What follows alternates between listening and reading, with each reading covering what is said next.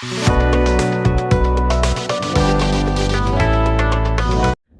welcome to my channel. My name is Gigi.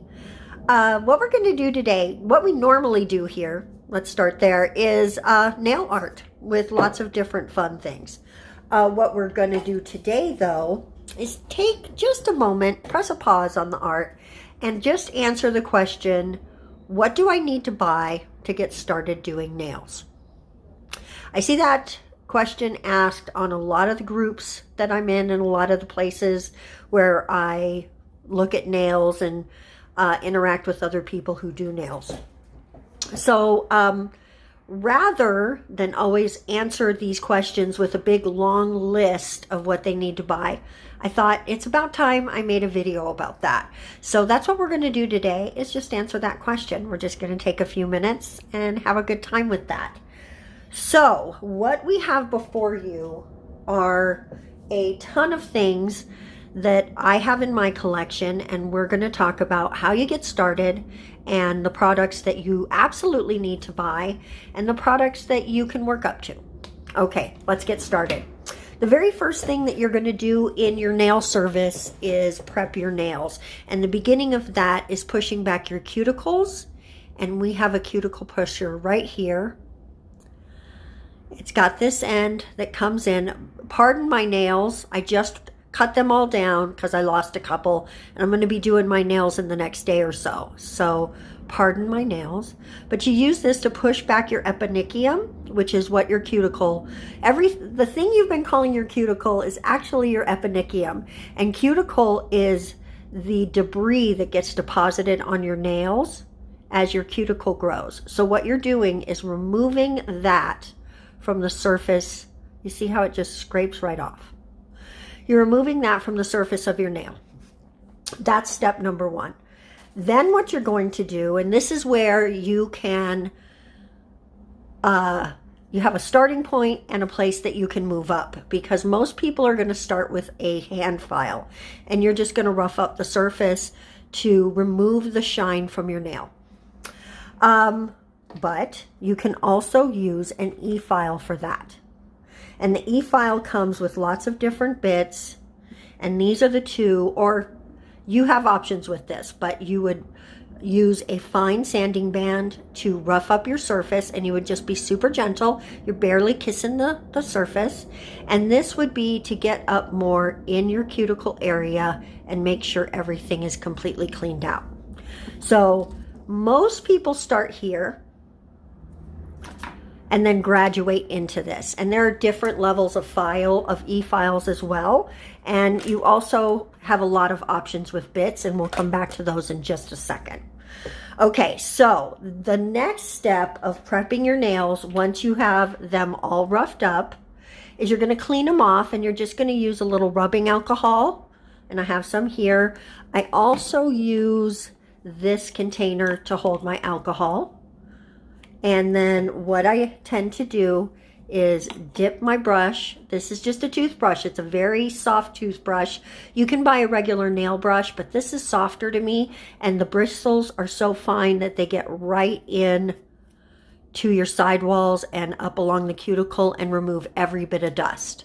So alcohol and a brush to clean your nails is another absolutely must have. If you're going to do any clipping, you're going to want nippers or a pair of cuticle scissors. And that would be any extra skin or cuticle that's loose, but you didn't, wasn't on the nail plate. You can just clip those off. I don't remove my entire eponychium. Some people do. Some states allow that with the nail techs and some don't. But if you're doing your own nails, it's a personal decision.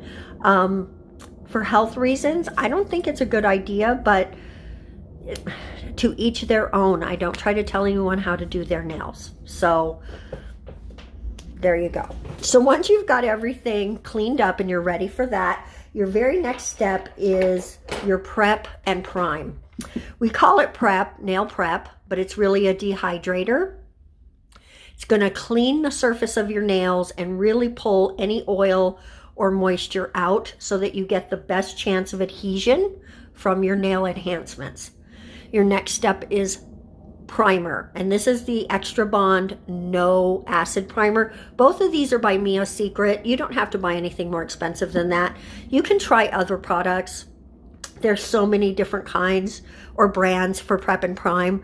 I've always found Mia Secret to be a wonderful prep and prime, so I use those. But again, to each their own. If you find that you buy one from another company and it absolutely works for you, stick with that.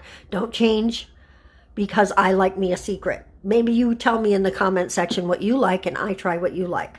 I do use a second primer that's sort of a primer, almost base coat situation, that's called Tack by Light Elegance. This is 100% optional. You could just double prime with this. Okay, but I really like this, and I often put Light Elegance directly on my nail beds, so I just like to have their product on there as well. So I feel like it gives it better adhesion. They're made to go together, so that's why I do that. Now that you're prepped and primed, your nails are ready for enhancements. If you're just going to do gel polish, pretty much you're done from there. You're just going to gel polish your nails and put them in a lamp. Top coat them. But I'm going to assume that you actually mean you want to do extensions. So that's what we're going to talk about. Your forms, your options for extensions. And you do have some. I use nail forms. Okay, they're stickers pretty much. And they have all different kinds and styles. These are actually plastic. I kind of like these actually. But the ones I tend to use the most are the little fish ones. But there are so many shapes and so many different styles. And basically you are just rounding that out and slipping it under your nail so that you can build a nail after, or on top of it rather, after.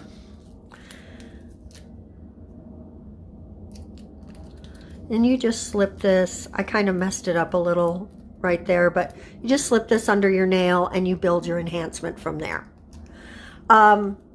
This may be a bit of a intermediate technique, but I'll be honest with you guys, I never used tips or dual forms. I just started sculpting from the first day I did my nails.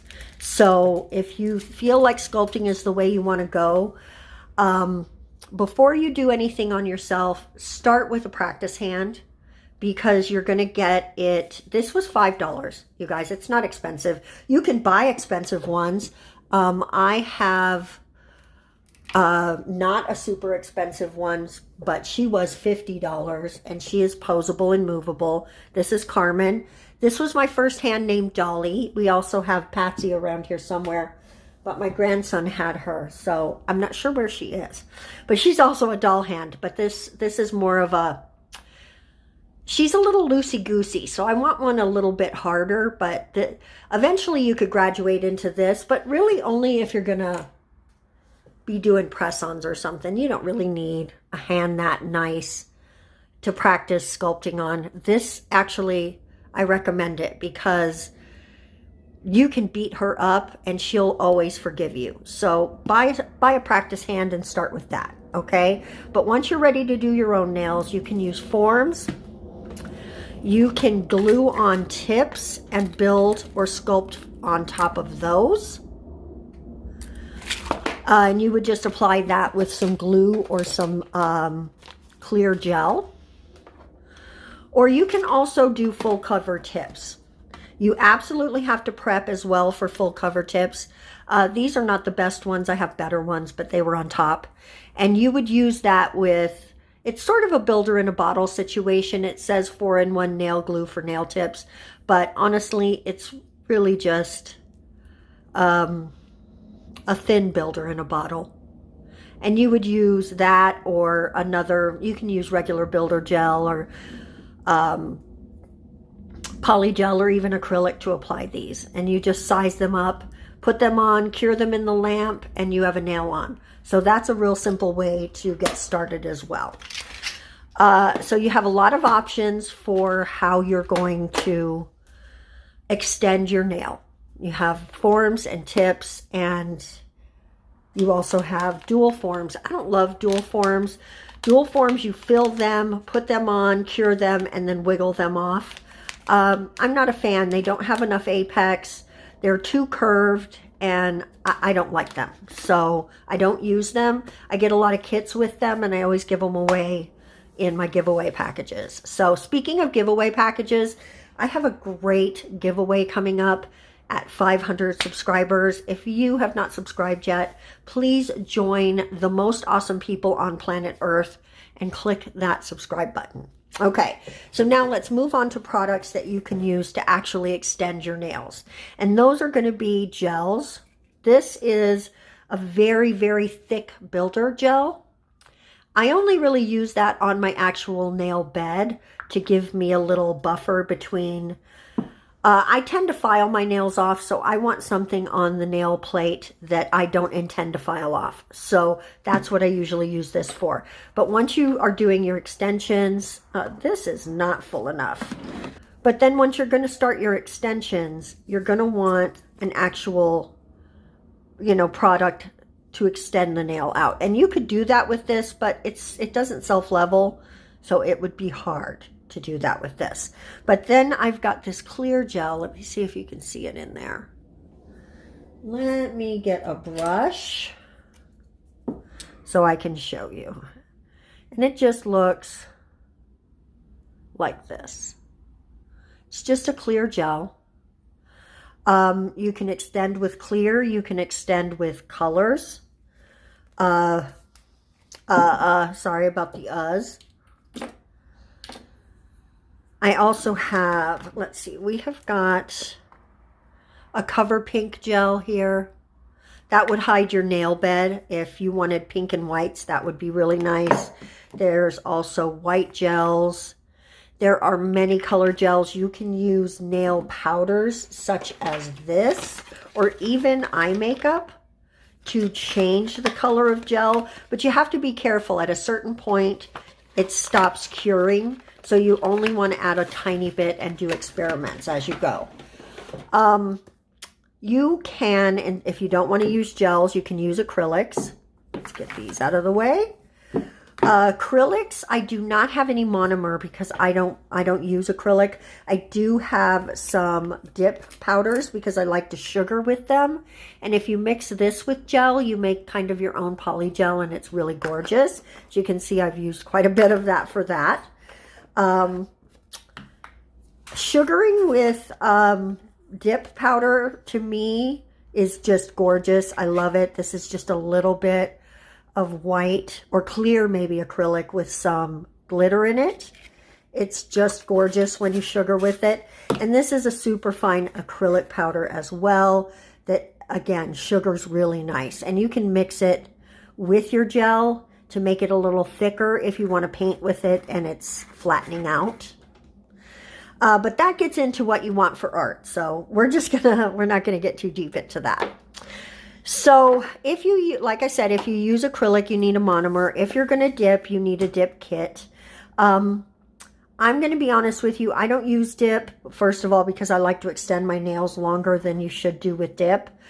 But also because, and this isn't just coming from me. I watch a lot of nail techs, and several of them that I really respect their opinion think that dip is the worst thing you can do on your nails. It's super glue. And I would prefer to wear acrylic. Don't be mistaken. This is acrylic. This is acrylic. This is acrylic. This is acrylic. They are all acrylic. You are not skipping acrylic when you do dip or when you do gel. And there isn't any manicure that is safer for you than any other manicure, except dip is bad. Sorry, if you're a dip person, I don't mean to offend you. I just think it's not, you would do better with a builder in a bottle overlay than a dip, in my opinion. There you go. So we're going to talk about one more product. I'm jumping off my soapbox, and that is polygel. Polygel comes in a lot of different colors. I'll show you that one in just a second. But it also comes in a nice sheer colors for your nail bed. And if you're really nice to it, it will go back into in there. I'm going to let it sit here so it'll go back in my bottle. But they also have clears. Some of them are more sticky than others, and there's different ways that you apply it. This is a clear that is really, really sticky and really does require a base coat as a slip to use. I like polygels that you can use alcohol with, and that is why I have alcohol in here, because I can dip my brush in it, which I use an acrylic brush for my polygels. You can dip your brush in it, dab it off, and then work on your nail. And it just, to me, an acrylic brush holds more alcohol, so you get less stickiness, and it also just smooths your nail out so much nicer. Regular gels are going to use a brush like this. So don't forget, something else on your list that you need are brushes. And that depends on what kind of product you're going to use. Like I just showed you, a smaller gel brush for gels like this, although I'm thinking I want to get a longer one to hold more product. I'll get back to you on that if I like it or not.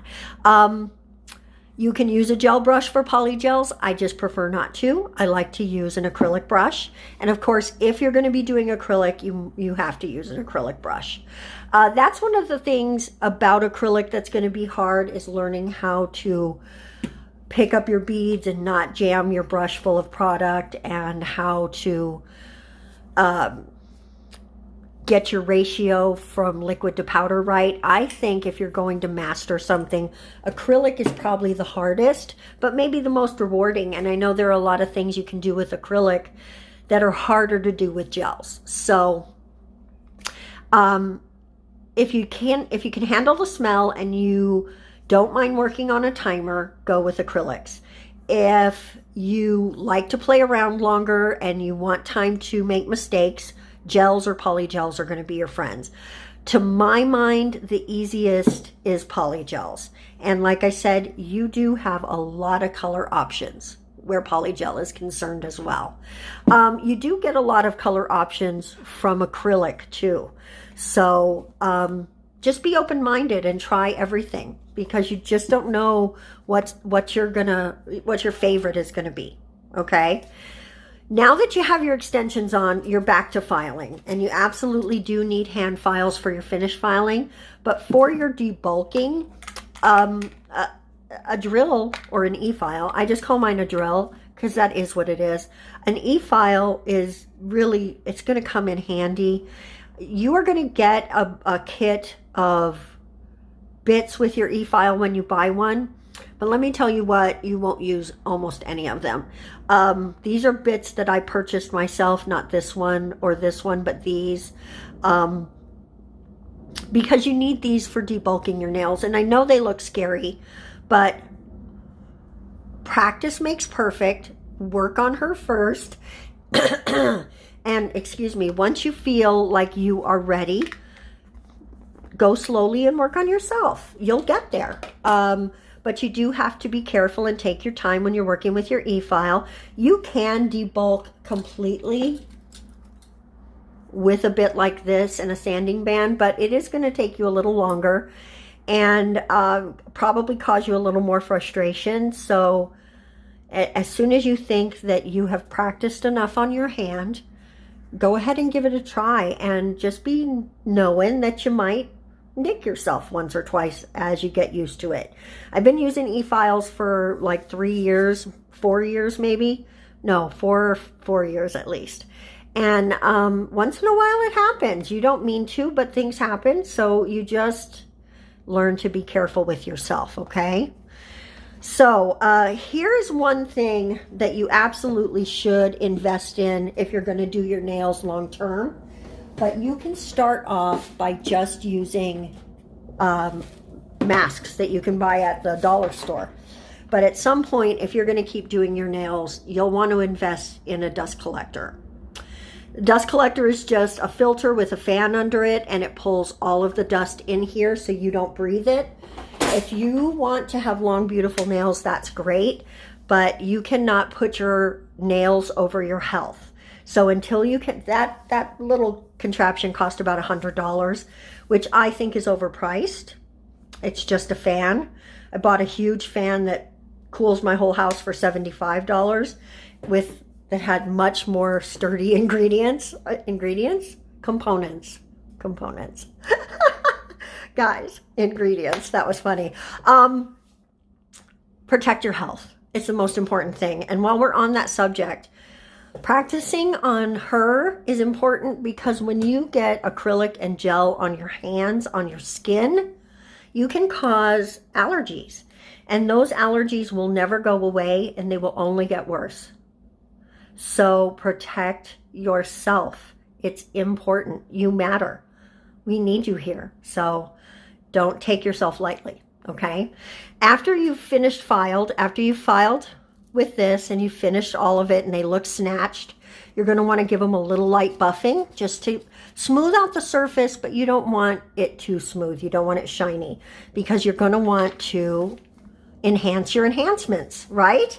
So here's the thing about gel polish. I hear this all the time. What gel polish should I buy? Buy a brand you can afford. And while we're on that subject, guys, buy quality products for yourself. This didn't cost more than $6 or $7, and I bought this in a kit on sale for like $4 a tube. But they're good brands and they're made with good products. This canny one was probably under $10. When you start shopping, goodness guys, I'm sorry, when you start shopping at places like AliExpress for no name $1.98 gel, that's not good, you guys. That's not good. There are chemicals that you shouldn't put on your body. There are chemicals, like there's MMA and EMA. And I think MMA is the one that it won't file down very well, and it's hard to remove, and it won't soak off. So you have to know that you're buying something that you can trust on your body and that isn't going to hurt you, okay? And I did forget to mention one thing real quick before we move on that you need if you're going to do gels or gel polishes at all, and that is a nail lamp. And you don't want to skimp on your nail lamp. You don't have to buy one that's $100, but you do need to get something that's at least like 48, 50 watts, because if you don't cure your gels correctly, it doesn't matter how expensive or nice they are, you will give yourself an allergy. So curing completely is crucial. And if you buy a 20-watt lamp, the chances are good that you're not going to get complete curing. There's a lot more we can talk about sculpting and about how you can get your best set. And I have a ton of sculpting videos on the channel. So I recommend when you're done here, go check some of those out.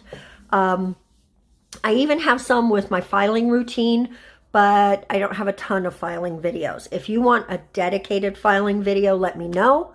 I will make one for you. Okay, so let's get back to gel polish. Like I was saying, the best gel polish for you to buy is your favorite color. Let's keep it real. Buy gel that you are going to wear. Oh, these are a little dusty. I should have done some cleaning. Buy the gel colors you're going to wear. Buy the things that make you feel excited when you see them. Buy the colors that match with those colors. You don't have to have every color in the rainbow to get started. 2 or 3 colors is really all you need.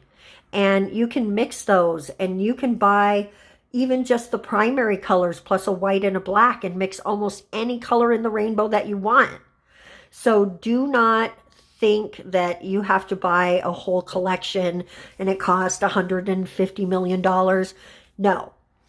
This I bought at the nail shop, I want to say $6. This one too. No, this one was a little more. I ordered it. This comes in a kit where you can buy the gel polish and the regular polish together for $5.50. These are your base and top coats. You absolutely have to have top coat or your gel is just going to start to look cloudy and dirty, right? You want to protect it. Base coat is optional, but if you're going to do any kind of art, you may want to smooth your nails out with a base coat. So Model 1s is really nice. I like it. But if you have like colored hair, You want to look for something that is stain resistant. I use the Light Elegance Super Shiny. Light Elegance is supposed to be a pro only product, but if you want to know where to buy it, ask me in the comment section. I'll let you know. I buy it from a couple different places. And so top coat's important. You absolutely have to have that. Matte top coats are nice if you want to wear matte nails. But 100% you need a top coat. Like I said, base coat can be optional, but if you want a nice smooth nail, a base coat doesn't hurt. It just doesn't. Now, the very, very last thing, and maybe the most important thing that you can buy for yourself, whether you're going to do enhancements or not, where your nails are concerned, is cuticle oil. This is just an old bottle that I've had for a million years. It came with, I want to say, grapeseed oil or something in there. Anyway, and I just fill it up with whatever I have on hand. And I am always oiling my cuticles. I don't care if you wear enhancements or not. Doing this at night before you go to bed is crucial. And if you're not going to wear any nail enhancements at all, fine. You should still have a cuticle pusher. If you get any sort of ripping right here as your nails grow, that's because you're not pushing your cuticles back, because your eponychium grows onto your nail plate, and as your nail grows, it rips your eponychium on the side. So this once a week and cuticle every night will save you from ever having that again. So that is it, guys. That is what you need to get if you want to do nails. I am going to go ahead and put on the screen here that you can screenshot a list of must-haves and work-up-tos so that you can take a screenshot, favorite this video, or put it in your watch laters so that you can come back and refer to this if you have questions. And I hope that this was educational for anyone who needed it. If you want to get started with nails, this is going to get you down the right road. Thank you guys so much for coming by today and watching. I hope you enjoyed today's video. If you have any questions or you think I didn't cover something, please let me know below, and we can make an addendum to this video at some point. Thanks again. Don't forget to subscribe. I really want to give this stuff away because what I have in this box could get you on the way to doing your own sets. Everything you need to do a set of nails is in the box that I want to give away. So make sure you click that subscribe button so we can get somebody on their journey. Thank you guys so much again. We'll see you next time. Bye-bye.